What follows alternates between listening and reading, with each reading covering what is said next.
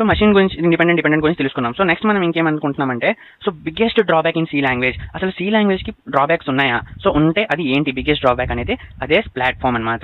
So C is a platform dependent programming language. So C అనేది Java లాగా web applications ఎందుకు develop చేయలేదు అనే దానికి మెయిన్ రీజన్ ఏంటంటే సి అనేది platform dependent programming language. So platform dependent programming language అంటే ఏంటి అంటే the program designed for one operating system is not able to execute in another operating system. For example, so ఒక్క operating system కోసం divide అనేది ఇంకో operating సిస్టమ్లో work చేయకపోతే, machine and ప్రొసెసర్స్లో అయితే వర్క్ చేస్తుంది సి లాంగ్వేజ్, అందుకే మషిన్ ఇండిపెండెంట్. బట్ ఒక ఆపరేటింగ్ సిస్టమ్లో వర్క్ చేస్తే ఇంకో ఆపరేటింగ్ సిస్టమ్లో వర్క్ అవ్వట్లేదు. అదే సిలో మెయిన్ డ్రాబ్యాక్ అనమాట, ప్లాట్ఫామ్ డిపెండెంట్. సి అనేది ప్లాట్ఫామ్ డిపెండెంట్ అందుకే.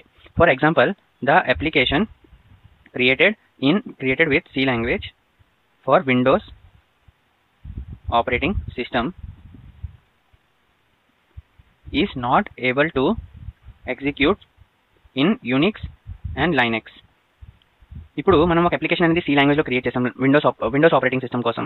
సో ఆ అప్లికేషన్ అనేది Unix operating system and Linux operating system or another ఏ ఆపరేటింగ్ సిస్టమ్లో వర్క్ అవ్వదు. విండోస్ ఆపరేటింగ్ సిస్టమ్ కోసం మనం డెవలప్ చేస్తే ఆ అప్లికేషన్ అనేది విండోస్ ఆపరేటింగ్ సిస్టమ్లో మాత్రమే వర్క్ అవుద్ది. సో దాన్నే మనం ఏంటంటామంటే ప్లాట్ఫామ్ డిపెండెంట్ అంటాం.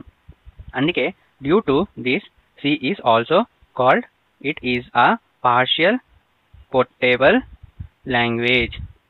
సో పార్షియల్ పోర్టబుల్ లాంగ్వేజ్ అంటే ఏంటంటే C is a machine independent but platform dependent, hence C is a partial portable language. So machine independent కానీ ప్లాట్ఫామ్ డిపెండెంట్, అందుకే సిని పార్షియల్ పోర్టబుల్ లాంగ్వేజ్ కూడా అంటాం.